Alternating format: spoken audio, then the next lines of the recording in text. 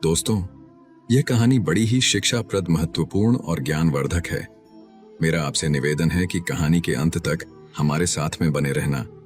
नमस्कार दोस्तों, मनुष्य को जीवन में आने वाले परिवर्तनों से घबराना नहीं चाहिए, बल्कि उन्हें यह सोचकर स्वीकार करना चाहिए कि उनके जीवन में कुछ और अच्छा होने वाला है। सबसे मुश्किल जीत खुद पर जीत होती है, लेकिन किसी को भी आपको वह महसूस कराने की इजाजत ना दें जिसके आप लायक नहीं हैं। किसी गांव में मंगेश नाम का व्यक्ति रहता था। मंगेश का जन्म एक गरीब परिवार में हुआ था। मंगेश के परिवार में पति और उसकी पत्नी सिर्फ 2 ही सदस्य थे। कच्चे घर में वह अपना गुजारा कर रहे थे। वह गरीब आदमी पूरे दिन मजदूरी करके अपना और अपनी पत्नी का पेट पालता था।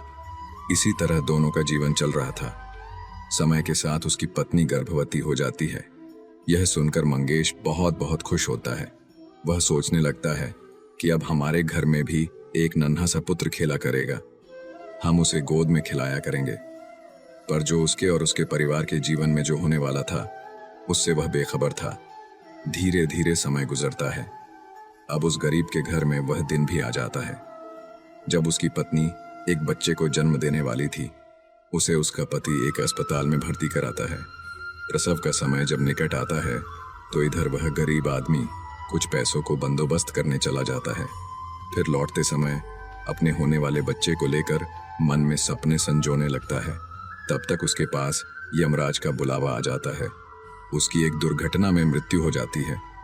शहर के कुछ लोग इधर उस आदमी का अंतिम संस्कार करते हैं, तो दूसरी तरफ उसकी पत्नी अस्पताल में अपने बच्चे को जन्म दे रही होती है। जब उस बेचारी को यह खबर मिलती है कि उसके पति की मृत्यु हो गई है, तो उसका कलेजा फट जाता है। उस बेचारी का दुनिया में सिर्फ उसका पति ही तो था। अब वह भी उसे छोड़कर चला गया था। अब तो वह फूट फूट कर रोने लगती है कि हे भगवान, यह तूने कैसा मेरे ऊपर दुखों का पहाड़ गिरा दिया। मेरा जो सहारा था उसे ही मुझसे छीन लिया। कम से कम इस बच्चे का तो ख्याल किया होता जिसका अभी जन्म भी नहीं हुआ है। पैदा होने से पहले ही तुमने उसके सर से पिता का साया हटा दिया। अब कौन इस बच्चे का पालन पोषण करेगा। वह दुखियारी अस्पताल में ही अपने पति को याद करके बुरी तरह से रो रही थी। उसे समझ में नहीं आ रहा था कि संतान के आने की खुशी व्यतीत करूं या पति के जाने का दुख। शहर के कुछ लोगों ने उसे समझाया, बहन, जन्म मृत्यु सब विधाता के हाथ में होता है। इसमें मनुष्य का कोई जोर नहीं चलता। यह भी कहा जाता है कि परमात्मा जो करता है अच्छा ही करता है। इसलिए जो चला गया उसका शोक छोड़िए और यह जो आया है उसके बारे में सोचिए। इधर कई तरीकों से लोग उस गरीब महिला को समझाते हैं। कुछ ही देर में उसने एक सुंदर से पुत्र को जन्म दिया। बेटे को देखकर उसका कुछ दुख हल्का होता है। वह सोचती है कि अब मैं इस पुत्र को पाल पोस कर बड़ा करूंगी, यही मेरा सहारा बनेगा। अब वह अपने बच्चे को लेकर अपने घर आ जाती है। नगर के कुछ लोगों ने उस महिला की कुछ दिन तक मदद करी, लेकिन कौन हमेशा मदद करता है। जब कुछ दिन बीते तो मददगार भी पीछे हट गए। अब वह अपने बच्चे को लेकर बिल्कुल अकेली पड़ गई। वह समझ गई थी कि दूसरों की मदद से कितने दिन तक जीवन जिया जा सकता है। यदि हमें जीना है और इस बच्चे को पालना है तो खुद जिम्मेदारी उठाना होगी, खुद कोई काम करना पड़ेगा। इस प्रकार वह महिला दूसरों के घरों में अपने लिए साफ सफाई का काम तलाश लेती है। काम करके जो पैसे मिलते थे उनसे वह अपना और अपने बच्चे का पेट पालने लगी। समय के साथ धीरे धीरे उसका पुत्र बड़ा होने लगता है। जब वह बालक 4 वर्ष का हो जाता है तो उसकी माँ उसे पढ़ाने के लिए नगर के सरकारी विद्यालय में उसका दाखिला करा देती है। उसने सोचा कि मैं अपने बच्चे को पढ़ा लिखा कर इस काबिल बना दूंगी कि उसे कभी किसी के आगे हाथ ना फैलाने पड़े। अब इस प्रकार वह महिला मेहनत मजदूरी करके अपने बच्चे को पढ़ाने लगती है। बच्चा भी ठीक से समझता था कि उसके घर में केवल माँ ही है। परिवार का खर्च चलाने वाला उसका पिता उसके जन्म से पहले ही चला गया है, इसलिए वह पढ़ाई भी खूब मन लगाकर करता था। धीरे धीरे बच्चे की उम्र 12 वर्ष की हो जाती है। एक दिन की बात है, वह स्त्री बहुत बीमार पड़ जाती है। उसने सोचा कोई छोटी मोटी बीमारी होगी, इसीलिए कभी उस पर ध्यान नहीं दिया। लेकिन उसकी हालत दिन पर दिन खराब होती चली गई। बीमार होने की वजह से वह काम पर भी नहीं जा पाती थी।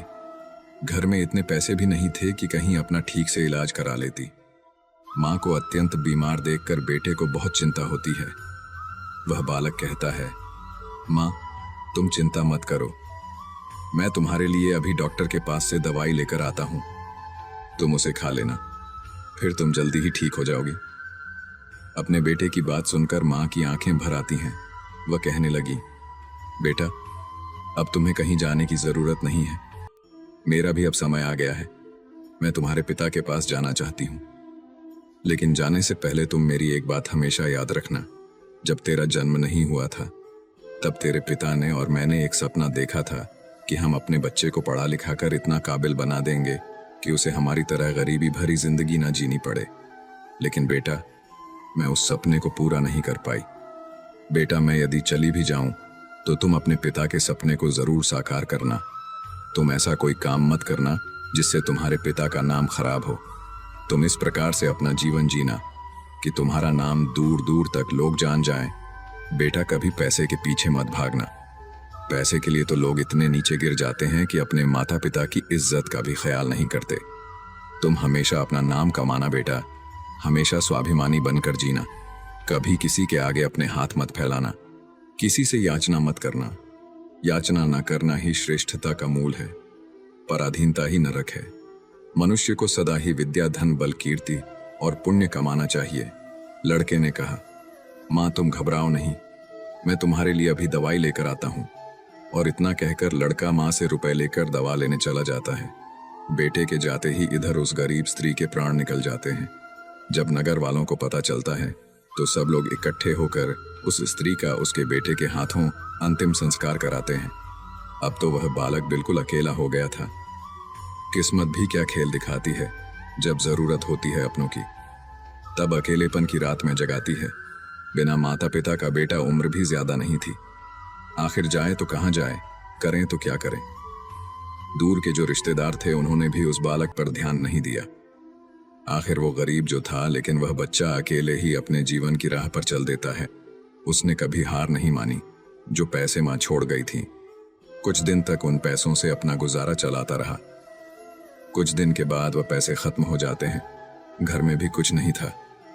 अब तो एक ही चारा था कि कुछ काम धंधा किया जाए, तभी भोजन की व्यवस्था होगी, तभी स्कूल की फीस भरी जाएगी। लड़के को अपनी माँ की बात अच्छी तरह याद थी। उसकी माँ ने कहा था कि बेटा, कितना भी बुरा वक्त आ जाए पर किसी के आगे हाथ मत फैलाना, मेहनत करके ही अपना जीवन यापन करना। लड़के को अपनी माँ की यह बात अच्छी तरह याद थी, इसीलिए वह कभी किसी के आगे भीख नहीं मांगता था। विद्यालय से आने के बाद वह किसी के खेतों में काम करने चला जाता, कभी किसी की चाय की दुकान पर काम कर लेता और वहां से कुछ पैसे मिलते तो अपने विद्यालय की फीस भर देता था और अपने खाने पीने की सामग्री खरीद लाता था।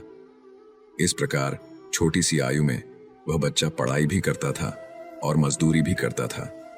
धीरे धीरे कुछ साल ऐसे ही निकल जाते हैं। बच्चा अब अपने नगर से निकलकर कस्बे में पढ़ने लगता है। तब उसकी कॉपी किताबों का, विद्यालय की फीस का खर्चा बढ़ जाता है। लेकिन उस बालक ने हिम्मत नहीं हारी। रोजाना विद्यालय जाता था। वह जो भी कमाता था उसकी सारी कमाई पढ़ने लिखने में ही लग जाती थी और जो कुछ थोड़ा बहुत बचता था उससे अपना पेट भर लेता था। अगर वह कहीं कोई स्थायी काम करता तो उसकी पढ़ाई छूट जाती थी और पढ़ाई करता तो पेट भरने के लिए भी कुछ नहीं था।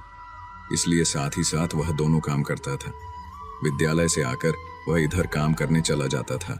एक दिन की बात है, वो बच्चा विद्यालय से पढ़कर घर वापस लौटा। फिर उसके बाद काम की तलाश में चला गया, लेकिन उस दिन उसे कोई काम नहीं मिला। पूरा दिन निकल गया। हारा थका शाम को घर आकर सो गया। आज कुछ काम नहीं मिला तो खाना कहाँ से खाता। जो पैसे थे उनसे वह पहले ही विद्यालय की फीस भर चुका था। उसकी स्थिति तो यह थी कि रोज कमाया रोज खाया।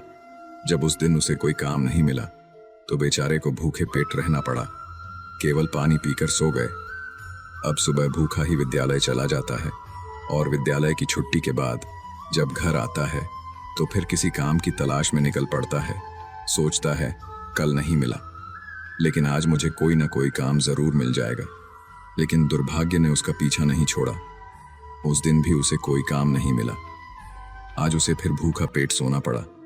भूख अब उसे ज्यादा बेचैन कर रही थी।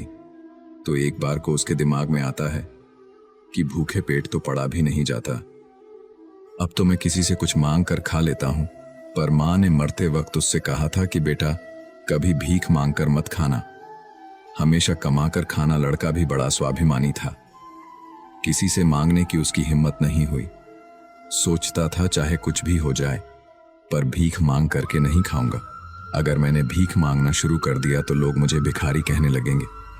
भगवान ने पेट दिया है तो कहीं ना कहीं से इसके लिए भोजन भी देगा। अब लड़का उस दिन भी भूखा रहता है। सुबह जब सोकर उठता है तो भूख के मारे चक्कर आने लगते हैं। अभी उसकी उम्र ही कितनी थी, भूख की मार वह कैसे सह सकता था। कुछ बड़ा होता तो 2-4 दिन काट भी लेता। अब आज वह विद्यालय भी नहीं गया। सोचा आज मैं सुबह से ही काम पर जाता हूं, काम मिल जाएगा तो भोजन कर लूंगा, फिर अगले दिन के लिए तैयार हो जाऊंगा। अब तो काम की तलाश में वह इधर उधर भटकता है। उसकी आंखों के सामने ने अंधेरा छा रहा था। अब तो उससे चला भी नहीं जा रहा था। फिर एक पेड़ के नीचे बैठकर सोचने लगता है कि अगर इस समय मुझे भोजन नहीं मिला तो मेरे प्राण निकल जाएंगे। मुझे कुछ ना कुछ तो करना ही पड़ेगा। अब एक बार फिर से उसके मन में भीख मांगने का विचार आता है, लेकिन उसकी अंतरात्मा फिर मना कर देती है कि तू गरीब है, भिखारी नहीं। भीख मांगेगा तो फिर भीख मांगने की आदत पड़ जाएगी और तू भिखारी बन जाएगा। काफी देर तक लड़का इन्हीं प्रश्नों में उलझा रहता है। फिर उसके दिमाग में आया कि भीख मांगना अलग बात है और मदद मांगना अलग बात है। मैं किसी से भीख नहीं मांगूंगा, पर मदद तो मांग सकता हूं। भीख मांगना तो वह है जो मांगकर फिर लौटाया नहीं जाता, पर मदद मांगना वह है जो आप कभी भी लौटा सकते हो। लड़के ने सोचा कि मैं आज किसी से मदद मांग लेता हूं, जब मुझे काम मिल जाएगा तो मैं लौटा दूंगा।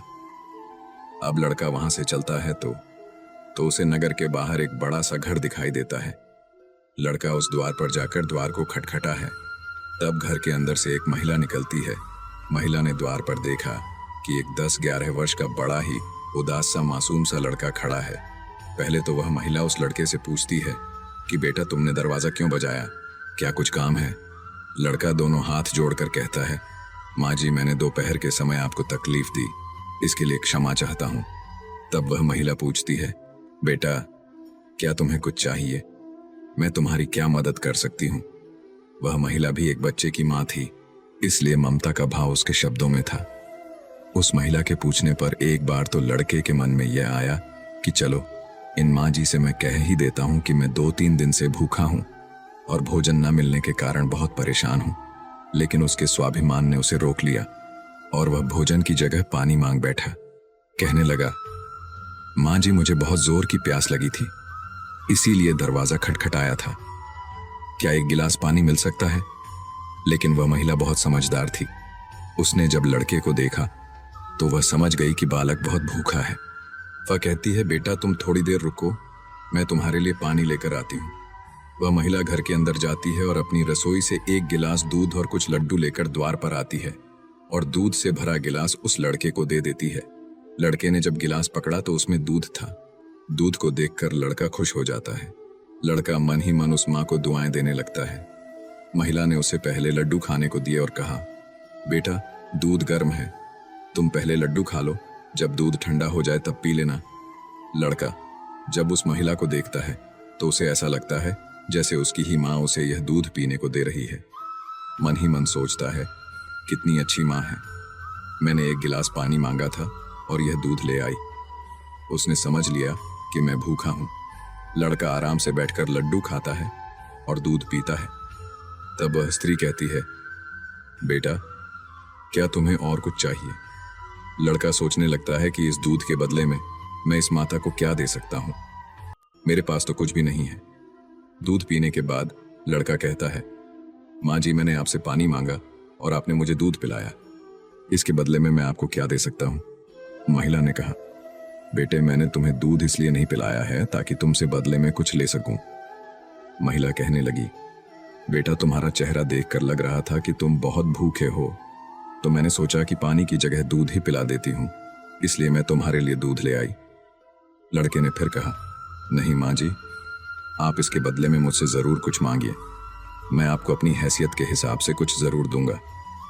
लड़के की बात सुनकर महिला सोचती है, यह लड़का बड़ा स्वाभिमानी है, वो लड़का बार बार उससे मांगने की बात करता है तो वह महिला उसका मन रखने के लिए कह देती है कि बेटा, मैंने यह दूध पिलाकर तुम पर कोई एहसान नहीं किया है, फिर भी यदि तुम मुझे कुछ देना चाहते हो तो तुम मुझे एक वचन दो कि जिस प्रकार आज मैंने तुम्हारी मदद की है, इसी प्रकार तुम भी जब कभी मदद करने लायक हो जाओ तो किसी जरूरतमंद की मदद कर देना। जिस दिन तुम किसी की मदद कर दोगे उसी दिन तुम मेरे इस एहसान से मुक्त हो जाओगे। उस महिला ने यह बात इसलिए कही थी ताकि वह लड़का अपने आप को मजबूर न समझे और खुशी खुशी अपने घर को जा सके।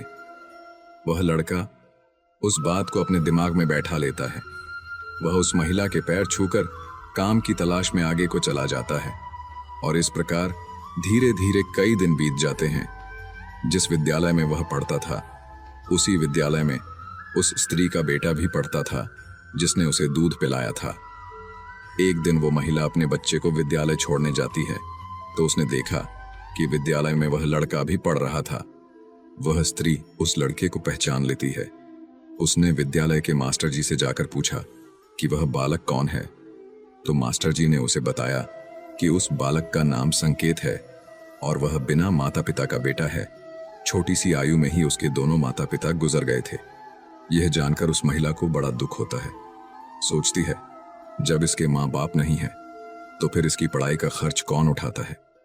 तब विद्यालय के बड़े मास्टर बताते हैं, बहन जी, संकेत बहुत ही अच्छा बच्चा है। वह अपनी पढ़ाई का खर्च खुद उठाता है और पढ़ने में भी बड़ा तेज है। वह मेहनत मजदूरी करता है और तब जाकर विद्यालय की फीस भरता है। जब कभी वह विद्यालय नहीं आता है और अपनी फीस भी समय पर नहीं दे पाता है तो हम लोग उस पर ज्यादा दबाव नहीं बनाते। जब उस स्त्री को संकेत की स्थिति का पता चलता है तो वह करुणा से भर जाती है। उसका मन करता है कि मैं उस बालक की कुछ मदद करूं जिसका कोई नहीं होता। ऐसे ही लोगों की मदद तो करनी चाहिए, तभी भगवान प्रसन्न होते हैं। जिसका कोई नहीं है वह भगवान का है और जरूरतमंद की मदद करने का अर्थ है कि आपने भगवान को प्रसन्न कर दिया। महिला ने सोचा, ये लड़का मुझसे पैसे तो लेगा नहीं क्योंकि यह बड़ा स्वाभिमानी बालक है।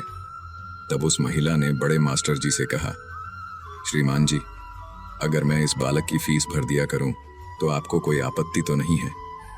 मास्टर ने कहा, बहन जी, आपकी सोच अच्छी है, आप उसकी फीस भरें तो मुझे तो कोई आपत्ति नहीं होगी, लेकिन संकेत इस बात के लिए तैयार नहीं होगा। तब वह महिला कहती है, मास्टर जी, मैं उस बच्चे की मदद करना चाहती हूं। आप किसी तरह से संकेत को समझा देना, उससे कह देना कि आपकी स्थिति को देखते हुए सरकार ने आपकी फीस माफ कर दी है, तुम्हें फीस भरने की कोई जरूरत नहीं है।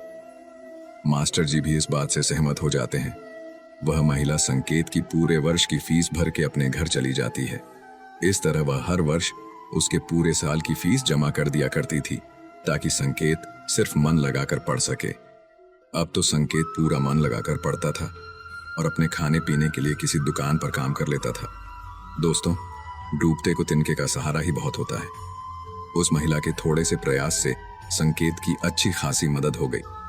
वह अब खूब मन लगा करके पढ़ता था। इसी तरह कुछ वर्ष और बीत गए। अब आगे की पढ़ाई करने के लिए संकेत को शहर में जाना पड़ा। सोचा, शहर में रहकर मैं कोई छोटी मोटी नौकरी कर लूंगा और अपनी पढ़ाई भी करता रहूंगा। इस बात का पता उस महिला को तब चलता है जब वह उसकी फीस लेने के लिए विद्यालय में जाती है।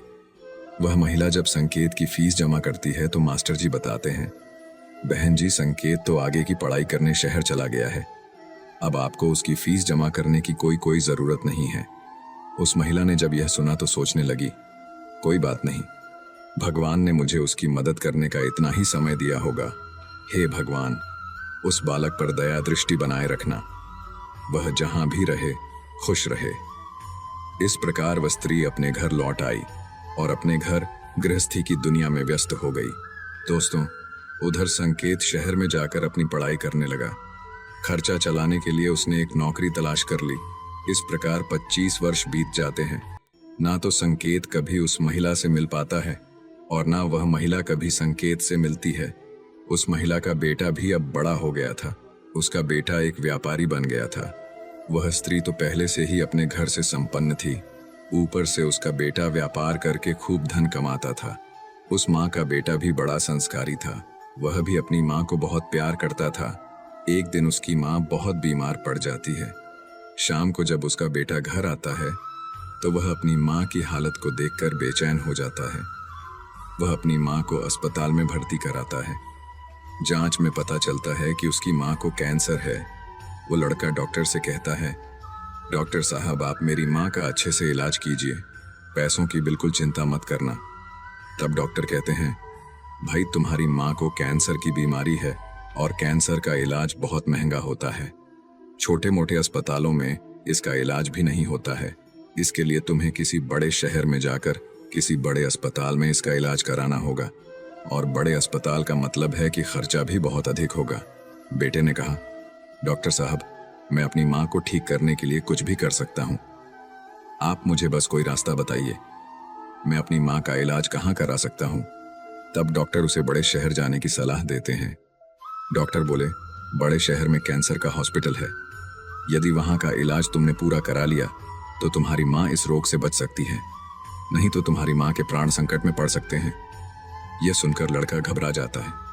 वह डॉक्टर साहब से बड़े शहर वाले डॉक्टर साहब का नंबर और पता लेकर अपनी माँ को बड़े शहर ले जाता है।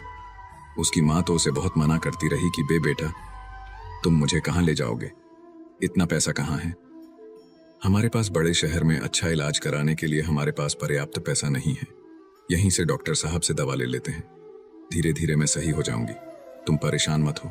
तब लड़का बोला, माँ इस दुनिया में एक तुम ही तो हो, जिसके होने से मुझे कभी अकेलापन महसूस नहीं होता, कभी मुझे किसी बात की चिंता नहीं होती, इसीलिए कुछ भी हो जाए मैं तुम्हें इस बीमारी से मरने नहीं दूंगा। धन का क्या है, खत्म हो गया तो फिर कमा लेंगे, लेकिन माँ तो फिर नहीं मिल सकती।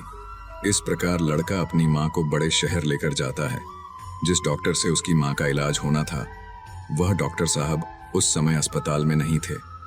वह किसी मरीज को देखने के लिए विदेश गए थे। अस्पताल के कर्मचारी ने बताया कि डॉक्टर साहब कल आएंगे, तब तक आप अपनी माँ को अस्पताल में भर्ती करा दो।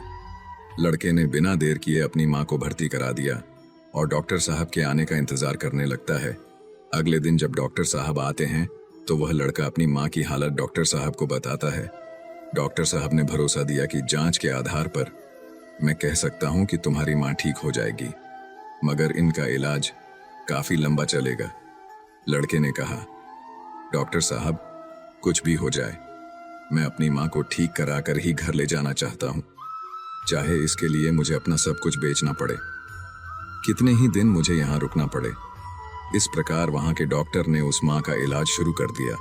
अगर छोटे शहर की बात होती तो खर्चा कुछ कम हो जाता, लेकिन वहाँ का खर्चा तो बहुत लंबा था। फिर भी उस लड़के ने हिम्मत नहीं हारी। दोस्तों, माँ से अनमोल संसार में कुछ भी नहीं है। डॉक्टर साहब जो दवाइयाँ लिखते थे वह दवाइयाँ बहुत महंगी आती थी। लड़का अपनी माँ के लिए महंगी से महंगी दवाइयाँ लेकर आता था। उधर उसका जो व्यापार था वह अपनी माँ की देखरेख के कारण उसमें भी समय नहीं दे पाया, तो वह भी ठंडा पड़ गया। कई दिन तक इलाज होता रहा। धीरे धीरे माँ की हालत में सुधार होने लगा। बेटे के पास जो जमा पूंजी थी वह खत्म होने लगी। इधर माँ को जब पता चलता है कि बेटे के पास अब पैसे नहीं रहे तो माँ कहती है, बेटा तुम इतनी महंगी दवाइयाँ क्यों ले रहे हो, कहाँ से डॉक्टर साहब की फीस भरोगे, कहाँ से दवाइयों का खर्च उठाओगे, तुम्हारा व्यापार भी बंद हो गया है। तब बेटा कहता है, माँ तुम चिंता मत करो, मैं तुम्हारा इलाज अपना मकान दुकान सब कुछ बेचकर कराऊंगा। माँ भी बेटे की जिद के आगे बेबस हो जाती है। वो लड़का अपनी माँ का इलाज निरंतर जारी रखता है और धीरे धीरे 1 महीना बीत जाता है। वहां पर एक बात बड़ी ही विचित्र थी। उस अस्पताल का जो सबसे बड़ा डॉक्टर था वो जब उस लड़के की माँ से मिलने आता था तो काफी देर उस माँ के पास बैठकर बातें किया करता था। ये देखकर माँ को भी बड़ा अच्छा लगता था और वह सोचती थी कि अजीब डॉक्टर है, इतना बड़ा डॉक्टर होकर भी जिसके पास बिल्कुल भी फुर्सत नहीं है, वह मुझसे बात करने के लिए इतना समय कैसे निकाल लेता है। दोस्तों, इस प्रकार कई दिन बीत जाते हैं। एक दिन वह लड़का डॉक्टर के पास जाता है और डॉक्टर साहब से पूछता है कि डॉक्टर साहब अभी मेरी माँ का इलाज कितने दिन और चलेगा। डॉक्टर साहब उसे सारी बात बताते हैं कि भाई आप चिंता मत करो, आपकी माँ पूरी तरह से स्वस्थ हो चुकी है। मैं भी संतुष्टि के लिए एक बार जांच और करा लेता हूँ, उस जांच की रिपोर्ट आ जाने दो, फिर तुम अब अपनी माँ को घर ले जा सकते हो। अब तो उस माँ का बेटा रिपोर्ट आने का इंतजार करने लगता है। 2 दिन के बाद रिपोर्ट आ जाती है। जब रिपोर्ट आती है तो लड़का फिर डॉक्टर से मिलने जाता है और पूछता है, डॉक्टर साहब क्या मेरी माँ ठीक हो गई? कोई खतरे वाली बात तो नहीं है? तब डॉक्टर साहब कहते हैं, भाई चिंता मत करो, रिपोर्ट अच्छी आई है, तुम्हारी माँ पूरी तरह से ठीक हो गई है, अब आप इन्हें अपने घर ले जा सकते हो। डॉक्टर की बात सुनकर बेटा खुश हो जाता है और डॉक्टर साहब को बहुत धन्यवाद देता है। लड़का अपनी माँ के पास जाता है और सोचता है कि भगवान का लाख लाख धन्यवाद कि मेरी माँ बच गई, मेरी मेहनत सफल हो गई। यही बात वह अपनी माँ को बताने के लिए जाता है और माँ से कहता है कि माँ, आप अब पूरी तरह से ठीक हो गई हो, अब हम जल्द ही अपने घर जाने वाले हैं। यह बात सुनकर माँ भी बड़ी खुश हो जाती है, लेकिन अगले ही पल वह यह सोचकर उदास हो जाती है कि मैं तो ठीक हो गई हूँ, लेकिन इस अस्पताल का जो बिल होगा वह लाखों में होगा। कैसे मेरा बेटा चुका पाएगा? इतनी मोटी रकम की व्यवस्था वह कहाँ से करेगा? उसके पास जो जमा पूंजी थी वह तो सब इलाज में खर्च हो गई। माँ को उदास देखकर बेटा समझाता है, माँ तुम क्यों उदास होती हो? मैं अपना सब कुछ बेचकर आपके इलाज का बिल चुका दूंगा। घर मकान तो बाद में भी बना लूंगा, इसलिए माँ तुम्हें इन बातों की चिंता करने की कोई जरूरत नहीं है। बेटा अपनी माँ को बहुत समझाता है, मगर माँ तो माँ होती है, उसका अपने बेटे के लिए चिंता करना स्वाभाविक था। माँ सोचने लगती है कि मेरा बेटा यदि सब कुछ बेच देगा तो फिर वह आगे अपना जीवन कैसे चलाएगा, इसके भविष्य का क्या होगा। वो माँ रात भर यही सोचती रही। चिंता करते करते माँ और बेटा दोनों की रात निकल गई। जब अगला दिन होता है और उसकी माँ की छुट्टी का समय होता है तो अस्पताल का एक कर्मचारी एक लिफाफा लेकर माँ बेटे के पास आता है और उस महिला के बेटे से कहता है कि डॉक्टर साहब ने आपके लिए यह बिल का लिफाफा भेजा है, आप इस बिल को ठीक से देख लो और इस बिल को चुकाकर आप अपनी माँ को अपने घर ले जाओ। बिल का लिफाफा देकर वह अस्पताल का कर्मचारी तो चला गया। अब वह लड़का उस बिल के लिफाफे को हथन में लिए हुए सोचता है कि पता नहीं कितना बिल आया होगा। बेटे को चिंता में देखकर माँ भी परेशान हो जाती है। माँ एकदम से बेटे के हाथ से वह बिल का कागज छीन लेती है। माँ उस बिल को खोलकर देखती है। उधर अस्पताल के जो सबसे बड़े डॉक्टर थे वह भी उस समय वहीं पर पहुंच जाते हैं। इधर माँ ने जब उस लिफाफे को खोलकर देखा तो उसमें एक छोटी सी पर्ची रखी हुई थी। उस पर्ची पर लिखा हुआ था, माँ जी आपने अपने बल का भुगतान तो 25 साल पहले ही कर दिया था, जब आपने 2 दिन के भूखे बच्चे को 1 गिलास दूध और लड्डू खिलाए थे और अगले 5 साल तक उस बच्चे की विद्यालय की फीस भी भरी थी। पर्ची को पढ़ते ही महिला की आंखें फटी की फटी रह जाती हैं। जब उस माँ का बेटा पूछता है, माँ डॉक्टर साहब ने कितना बिल दिया है, तो माँ उस पर्ची को अपने बेटे को देती है। बेटा जब उसे पढ़ता है तो वह भी हैरान रह जाता है। लड़का अपनी माँ से पूछता है, माँ क्या आप डॉक्टर साहब को पहले से जानते हो? डॉक्टर साहब से आपकी जान पहचान कब हुई थी? तब माँ कहती हैं, बेटा मैं इन्हें पहले से नहीं जानती हूँ, अभी पता चला है। बेटे ने पूछा, फिर इसमें 25 साल पहले की घटना क्यों लिखी है? तब माँ कहती हैं, बेटा 25 साल पहले जब तुम बहुत छोटे थे तब तुम्हारी उम्र का एक छोटा सा लड़का भरी दोपहरी में हमारे घर के द्वार पर आया था। वह भूखा प्यासा था। उसने मुझसे 1 गिलास पानी मांगा था। मैंने बच्चे को देखा तो मैं समझ गई कि वह भूखा है, इसीलिए दूध और लड्डू लाकर मैंने उसे खाने को दे दिए। वह कई दिनों से भूखा था।